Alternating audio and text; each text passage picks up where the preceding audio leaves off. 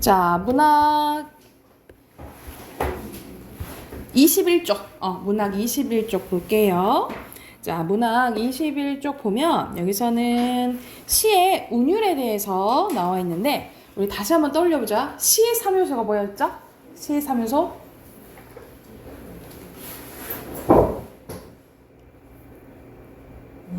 운율.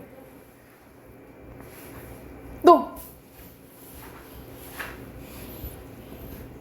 에이, 이거 이제 들여다보면 안 되지. 운율 뭐예요? 못 봤어? 운율 주제 심상이에요. 운율 주제 심상이 뭐의 3요소? 시의 3요소야. 그래서 오늘 할 부분은 그 중에 이제 운율인데, 운율은 시에서 행을 이루는 단어의 배율과 발음에 의해 느껴지는 말의 가락을 얘기를 해요. 그래서 심장에 뛰는 소리나 발걸음 소리, 그리고 시계 소리 등 어떤 소리의 요소가 일정한 주기로 규칙적인 빈칸 반복성이에요. 반복성을 보여주는 것을 리듬이라고 하고, 시에서도 이런 반복성과 규칙성이 나타나는데 이런 음악적 특징을 뭐라 한다 이 말이야? 운율이라고 한다라는 거죠. 그래서 시에서 운율을 성립하려면 이런 규칙성, 반복성, 의도성, 음악성이 라는 조건이 충족돼야 된다라고 보시면 돼요. 여기서는 운율의 운과 율에 대해서 나와 있거든요. 운율의 운은 뭐냐면 소리의 일정한 요소가 일정한 위치에 규칙적으로 반복되는 운율을 뭘 한다는 거야? 운이라고 한다라는 거고, 자, 소리의 일정한 수량적 단위가 반복돼서 실현된 운율을 뭘 한다는 거예요? 운율 중에 율이라고 한다는 거예요. 그래서 다시 한번, 자, 일정한 위치에서 또 어떤 소리가 규칙적으로 반복되면 뭐라고 하냐면, 여기서 더 자세한 게 밑에 나와 있는데 여러분 음이율이라고 해요. 봐봐. 특정 위치에서 일정하게 같거나 비슷한 음을 배치하여 형성된 운율을 뭐라 한다는 거야? 음이율이라고 하는데, 자, 음이율에는 크게 세 가지가 있어요. 첫 번째 글자가 반복된다. 그러면 두운이라고 하고요. 그리고 가운데가 반복된다. 요운이라고 하고요. 끝이 반복되면 뭐라고 생각하시면 돼요? 가군이라고 생각하시면 돼요. 다시 한번. 첫 번째 글자가 반복되면 뭐? 두운, 가운데는 요운, 끝은 가군, 이렇게 생각을 하시면 됩니다. 그래서 이런 식으로 일정한 위치에서 소리가 반복돼서 느껴지는 운율을 뭐라 한다고? 음위율이라고 해요. 음위율. 그리고 여기서는 뭐 수량적 단위라고 생각하는데 우리가 일정한 글자 수가 반복되면 음수율, 그리고 우리가 끊어있는 거, 우리 한 번에 발음할 수 있는 거를 한 호흡으로 묶어서 익힌다는 음보라고 하는데, 음보가 반복되면 말 그대로 음보율이라고 해요. 그래서 이런 식으로 음이율을 통해서 드러나는 게 음보율과 음수율을 통해서 드러나는 게 뭐라고 생각하시면 돼요? 율이라고 생각하시면 돼요. 자, 밑에 설명 보면 전통적인 운율인 3음보와 4음보는 성격이 좀 다른데요. 3음보는 상대적으로 음악적 특징이 강하며 내용상 주로 애상적인 정서를 드러내는데 자주 사용되네. 보통 우리가 뭐 아리랑 아라리요 하면서 보통 3음보거든요. 이런 식으로 전통적인 민요 느낌을 주는 게 3음보고요. 그리고 4음보의 경우에는 상대적으로 안정감과 균형감을 느끼게 해서 의미 전달에 효과적인 특징이 있어요. 그래서 보통 3음보는 약간 슬픈 분위기라고 한다면 4음보는 안정감을 준다. 근데 이거는 절대적인 건 아니라고 했죠. 그런 느낌을 좀 준다라고 생각하시면 될 것 같아요. 자, 밑에는 운율의 종류에 대해서 나와 있습니다. 우리 운율은 크게 두 가지로 나뉘어져요. 외형률과 내재율로 나뉘어지는데, 외형률은 겉으로 반복적인 특징이 분명히 드러나는 운율이에요. 그래서 말 그대로 음술이나 음보율이나 음이율이 나타났을 때 느껴지는 운율을 외형률이라고 해요. 그래서 어디서 많이 나타나냐면 고전시가에서 많이 나타난다라고 보시면 되고, 내재율은 은근하게 느껴지는 운율이에요. 그래서 보통 현대시에서 자유시들 있죠? 자유롭게 쓴 시들에서 나타나는데, 외형률은 음수율, 음보율, 음이율이 나타나는 거, 내재율은 뭐 유사한 의문이 반복되거나 유사한 통사 구조가 반복되거나 음절수가 반복되거나 우리 음성 장치 상징어는 오늘 발음이 안 되냐? 음성 상징어는 의성어나 의태어 얘기하는 거죠, 그렇죠? 또는 같은 단어나 어구가 반복되거나 문장 부호가 활용됐을 때 느껴지는 운율을 뭐란다? 내재율이라 한다라고 생각하시면 되고요. 자, 밑에는 고전시가 선생님이 고전시가에서 외형률이 나타난다 했잖아요, 그치? 여기서 우리가 알고 있는 시조는 우리 형식 외웠죠? 3장 6고 45장 내외에 3, 4조는 4, 4조 음수율 4음보죠. 그리고 종장의 첫 음보는 3음절로 고정되어 있다 했어. 이런 것들 운율을 형성해주고요. 이 시조가 엄청 길어진 게 가사라고 생각하시면 돼요. 그래서 이렇게 음수율이랑 음보율은 똑같죠, 그쵸? 그리고 민요는 3음보와 4음보가 있는데 보통 3음보가 많다 이렇게 생각을 해두시면 될 것 같아요. 그래서 여기서 운율의 종류 크게 두 가지 했어요. 외형률과 내재율을 했고요. 옆에 시가 나와 있네. 우리 이제 미래인 교과서를 했던 친구들이라면 이 산의 언덕이를 했어요. 보면은 그리운 그의 얼굴 다시 찾을 수 없어도 화사한 그의 얼굴 산의 언덕에 피어날지어이. 이 날지어이는 뭐 마땅히 뭐뭐 한다 라는 이제 확신을 나타내주는 어미라고 생각하시면 돼요. 이게 이제 반복되거든요. 그리운 그의 노래 다시 들을 수 없어도 맑은 그 숨결 들의 숲속에 살지어이. 쓸쓸한 마음으로 들길 더듬는 행위나 눈길 비었거든 바람을 담을지네. 바람 비었건을 인정을 담을지네. 그래서 여기서는 비슷한 문장 구조 반복되는 거예요. 그래서 대구법 쓰였고요.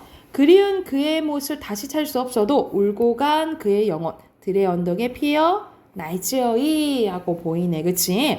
그래서 여기서는 이 작품은 그리운 그의 다시 뭐뭇은 없어도 뭐뭇에 뭐뭐 할지어이. 보통 보면은 여기서 1연, 2연, 4연이 거의 비슷하잖아요. 그치? 그래서 유사한 통사 구조가 반복돼서 운율감 형성하고 있고요. 5연은 1연과 2연의 내용이 조금은 변해요. 똑같진 않잖아, 완전히. 그래서 우리 변화를 주는 걸 변주라고 해요. 변주되어 반복된 것으로 그리운 그가 다시 이 땅에 피어나기를 바라는 화자의 간절한 소망을 드러내고 있다라고 보시면 됩니다. 그래서 주제는요, 그리운 사람의 소망 실현을 염원하는 거다라고 보시면 됩니다. 읽었을까요? 그러면 한쪽 더 해볼게. 뒤로 넘기면 시적에 대해서 나와 있거든요. 여기서는 시적은 무슨 뜻이라고 생각하시면 되냐면 시의 정치나 특징을 가지는 것을 시적이라고 해요. 그래서 시적은 다시 한번 나와 있네. 시의 정치, 빈칸 정치예요. 정치를 가진 것을 의미하는데 흔히 시적이다라는 말은 시만의 특징이 드러난다라는 뜻으로 생각하시면 됩니다. 그래서 시적은 시적 대상, 시적 상황, 시적 분위기, 시적 표현, 그리고 시적 허용, 시적 여용 등과 같은 결합된 무엇에 시의 특징이 있다라는 의미로 이해할 수 있다라고 생각하시면 돼요. 그래서 여기서는 시적이 들어간 단어가 막 쭉 나와 있죠. 그렇죠? 시적 대상은 말 그대로 시에서 화자가 말하고자 하는 대상을 의미하고요. 시적 상황은 시에서 화자가 존재하는 시간적 배경이나 공간적 배경, 사건이 벌어지는 과정이나 형편을 얘기를 하고, 시적 분위기는 말 그대로 전체적인 작품에서 풍기는 느낌을 얘기를 하고요. 시적 표현은 현실에서 성립할 수 없는 거짓된 표현이라도 시의 세계에서는 가능하다라는 거야. 그러니까 우리가 보통 일상생활에서 표현하지 않는 것들을 이제 얘기하는 걸 시적 표현이라고 보시면 돼요. 그래서 다양한 변형을 시도해서 비일상적인 표현을 만들 수도 있다라고 보시면 되고, 자, 그 밑에는 시적 허용인데요. 시적 허용은 문법적으로 맞지 않아. 근데 시에서는 가능해 라고 보시면 됩니다. 그래서 시적 허용 기억을 해두시면 되고, 시적 여운이 있는데, 여러분 여운이란 뜻은 아직 가시지 않고 남아있는 운치를 얘기를 해요. 그래서 서술어로 문장을 종결하지 않거나 말줄임표를 사용하거나 명사로 종결하면 여운을 형성할 수 있다라고 생각을 하시면 됩니다. 그리고 시적 긴장감은 시어가 대상을 가리키는 성질은 외연과 여러 가지 뜻 한꺼번에 지닌 성질인 내포가 비등한 힘으로 대치됨으로써 시적인 정취를 불러일으키는 상태를 얘기를 하는데 말 그대로 긴장감은 여러분 우리 알고 있는 긴장감 있잖아. 시에서 주는 느낌을 얘기한다라고 생각을 하시면 돼요. 밑에 또 설명 보면 시적이란 용어는 다른 단어와 결합하여 작품을 설명하거나 특징을 설명하는 경우에 빈번하게 사용되는데요. 시적이란 말과 결합하지 않고도 쓰이지만 특히 시적 허용은 문학의 여러 갈래 중 시에서만 나타나는 특징이거든요. 그러니까 말 그대로 시에서만 허용해줄게 이 말인 거야, 그치? 그래서 시적이란 표현과 대체로 결합해서 사용된다라고 알아두시면 되고요. 밑에는 시의 전반적인 언어적 특징에 대해서 나왔네.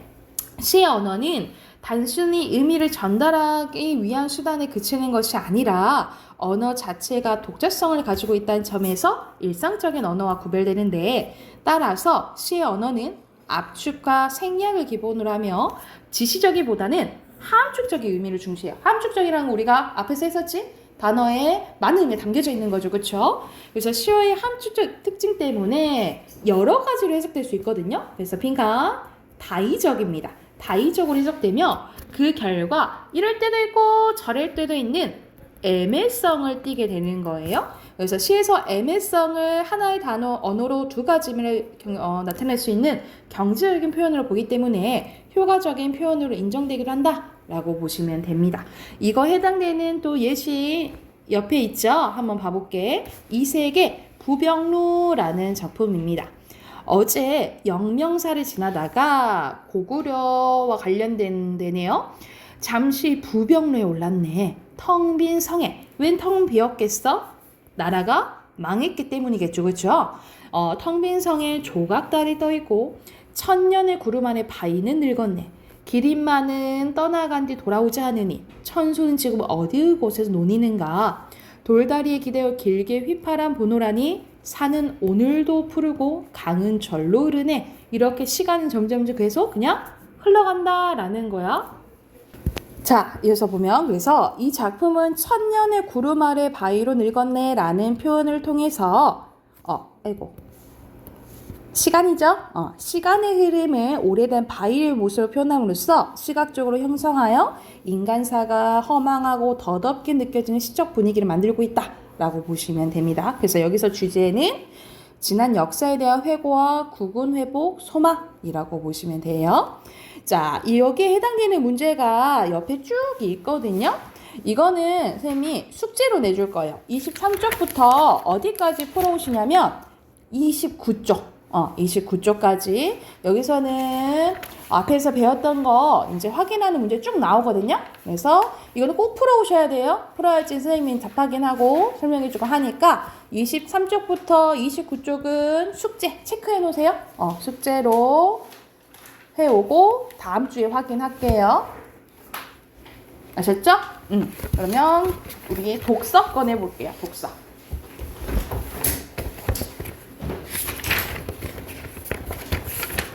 자, 우리 독서 22쪽 할 차례죠.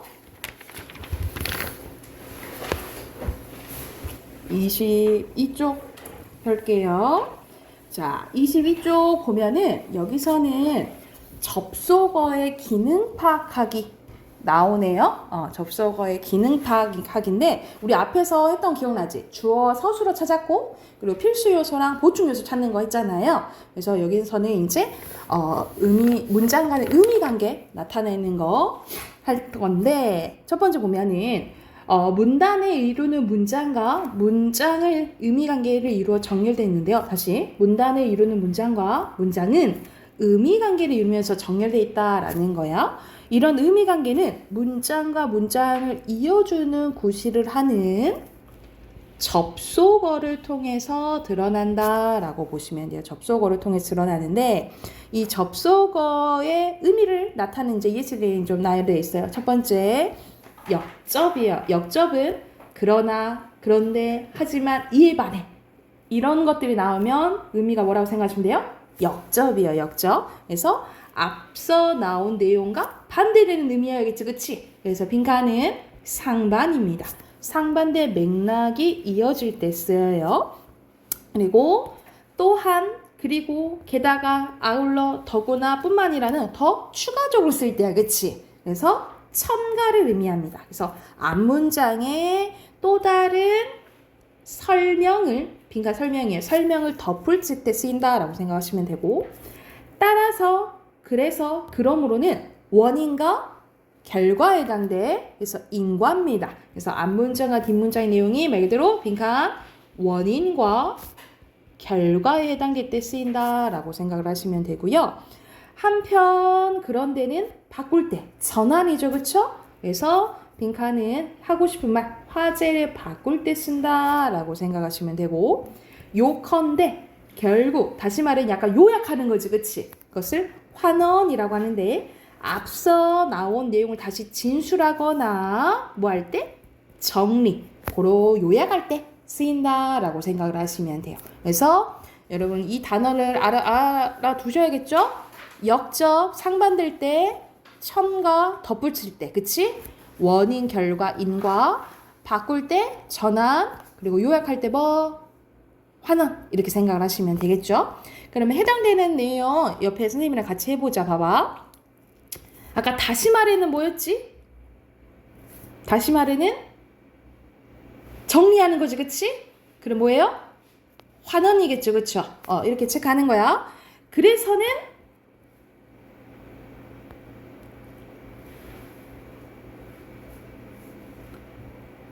그래서 인과, 그렇지. 하지만은 역적, 그렇지.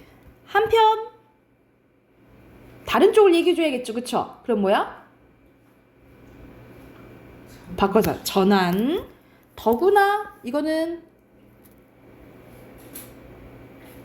추가적인 요소죠? 추가적으로 말해주는 거지? 그러니까 첨가가 되겠죠. 이랬나요? 그리고 그리고가 나왔네. 자, 다만 그리고 그런데 그래서 다시 말해 이거 뭐가 들어있지 한번 봐보자. 과거제는 왕조의 교체와 같은 변화에도 불구하고 동질적인 엘리트층의 연속성을 가져왔는데 이러한 연속성은 관료 선발 과정뿐만 아니라 관료제에 기초한 통치 안정성에 기여했대. 여기서는 그냥 이어지는 말 아니에요. 그쵸? 그럼 뭐가 들어가겠니? 그리고, 그렇지. 그리고가 들어가야 돼요. 첨가음이고. 7번 문제 가볼게. 전동 킥보드는 현행 법규상 원동기 장치 자전거에 해당되기 때문에 도로교통법을 준수해야 되는데 우선 전동 킥보드를 이용하기 위해서는 원동기 면허 이상의 운전면허를 소지해야 한다.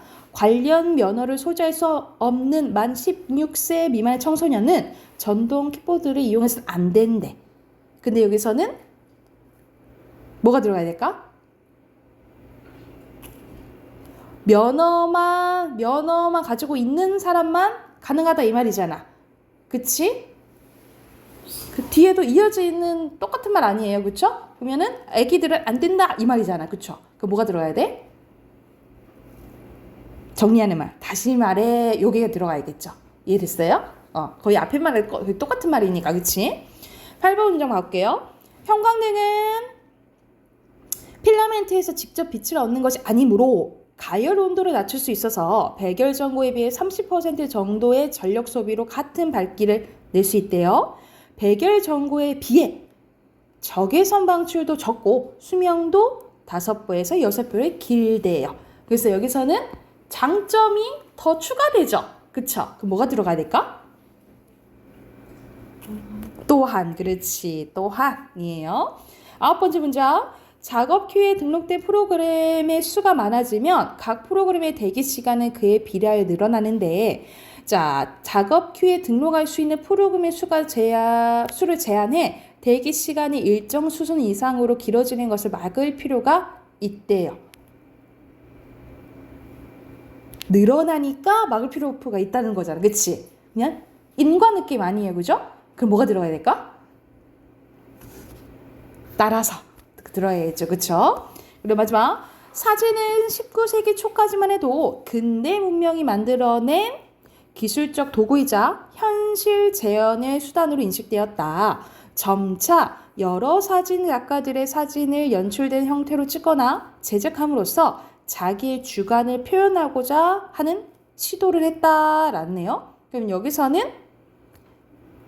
인식되었지만 점차 바뀌었다는 소리잖아. 그치? 그죠? 그러면 상반된 내용이 나와야겠지. 그치? 그럼 뭐가 들어가야겠어요?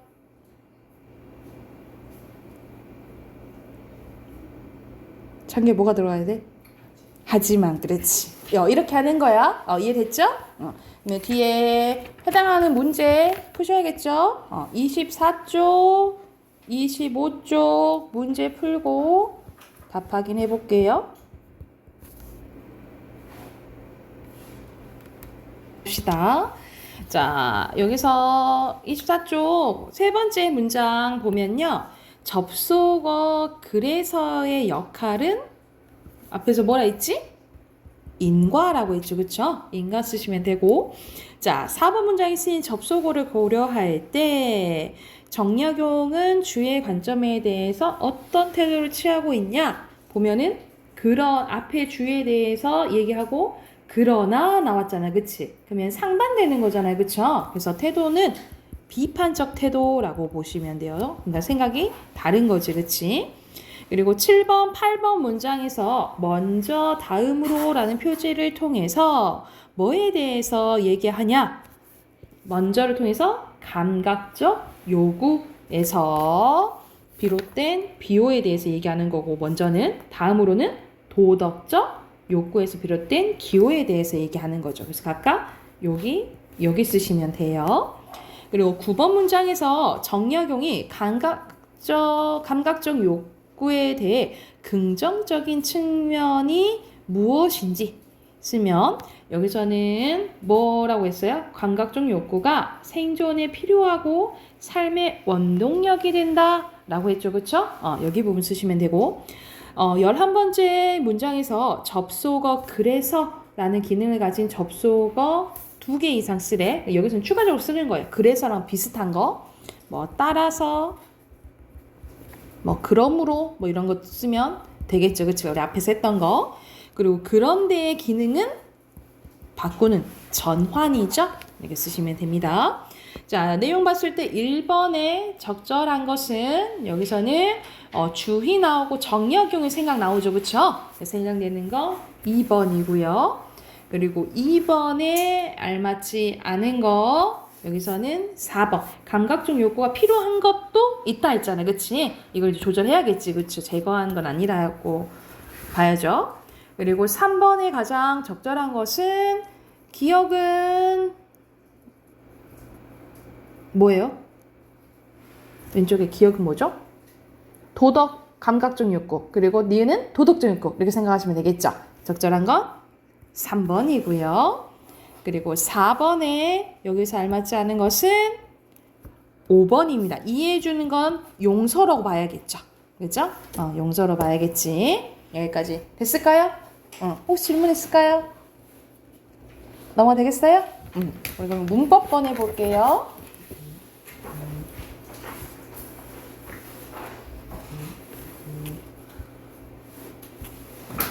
우리 104쪽 할 차례 맞나요? 104쪽 할 차례 맞는지 봐볼래요? 맞나요? 103쪽까지는 했죠? 하고 104쪽. 자, 오늘 할 부분은 피동입니다. 104쪽이에요. 피동은 우리가 뭐라고 생각하시면 되냐면 영어로 치면 수동태 있죠? 우리 영어 수동태 여러 배웠지? BPP, 바이 해가지고 배웠지? 그치? 이거 했어요? 105쪽까지 했나요, 그러면?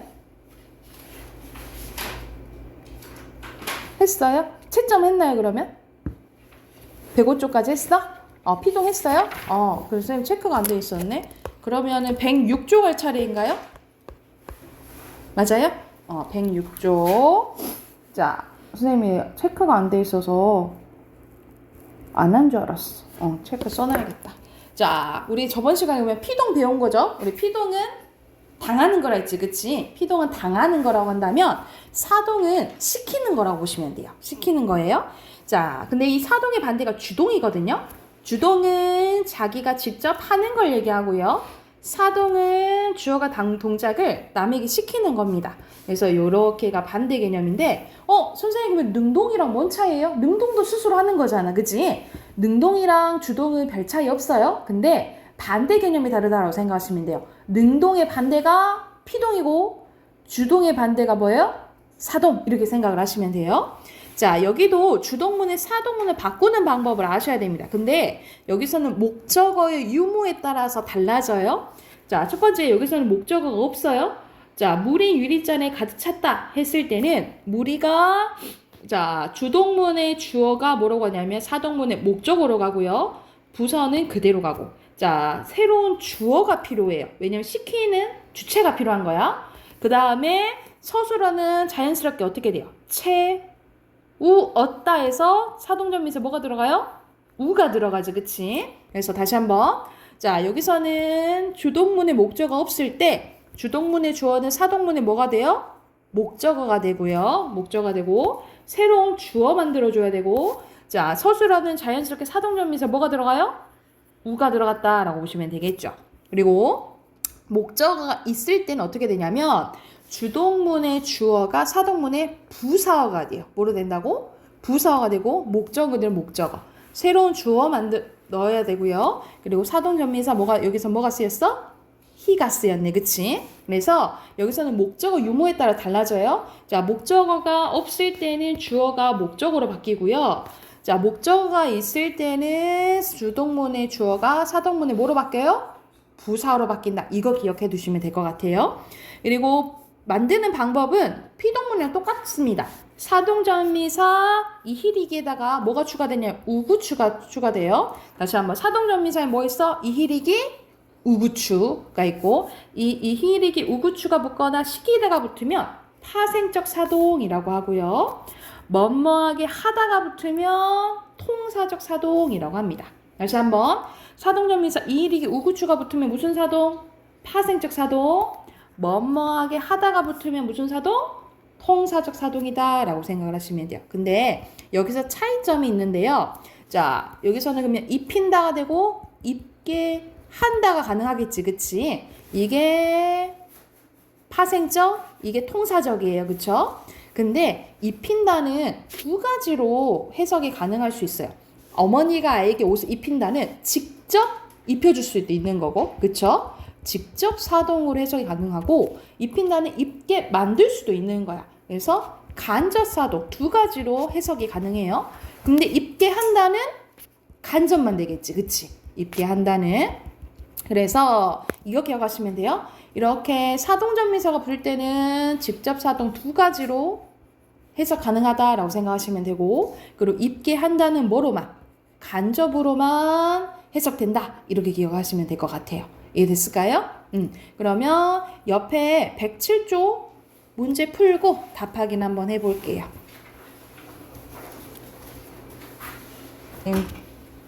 답 확인하고 끝내줄게요. 자, 여기서는 순서대로 뭐뭐 하게 했다. 사동문이고 여기서는 주동이에요. 그리고 여기서는 정민이가 새로운 주어 만들어주는 거야. 철수에게 밥을 먹인다 하고 시제 맞춰줘야 되고요. 이건 주동문이잖아. 강아지가 밥을 먹었다 이렇게 돼야겠지. 그리고 정민이가 승훈 이에게 임무를 맡겼다 이렇게 된다라고 보시면 되고요. 밑에 순서대로 X, X고요. 그리고 먹이다, 낮추다, 맞죠? 날리다, 맡기다 이렇게 되는 거고 통사적이가 뭐뭐하게 하다 넣어야 돼요. 차게 하다, 하게 하다, 그리고 일하게 하다 보시면 되고요. 여기서는 아이에게죠. 부사어고 히 넣으면 되고요. 그리고 아이에게 부사어 그래서 입게 하셨답니다. 그래서 여기서는 파생적 사동은 사실 두 가지로 의미 가능하다 했죠. 그죠? 근데 통사적은 뭐만 된다 했어? 간접만 된다 했지, 그치? 그래서 답은 위에 몇 번일까요?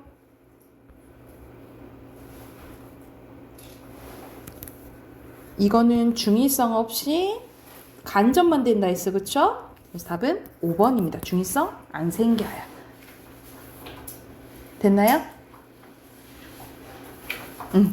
여기까지 오늘 하고 숙제는 어휘 외워오시고 아까 선생님이 문학 숙제 내줬잖아요. 그치? 문학 숙제만 해오세요. 오케이. 여기까지 합시다.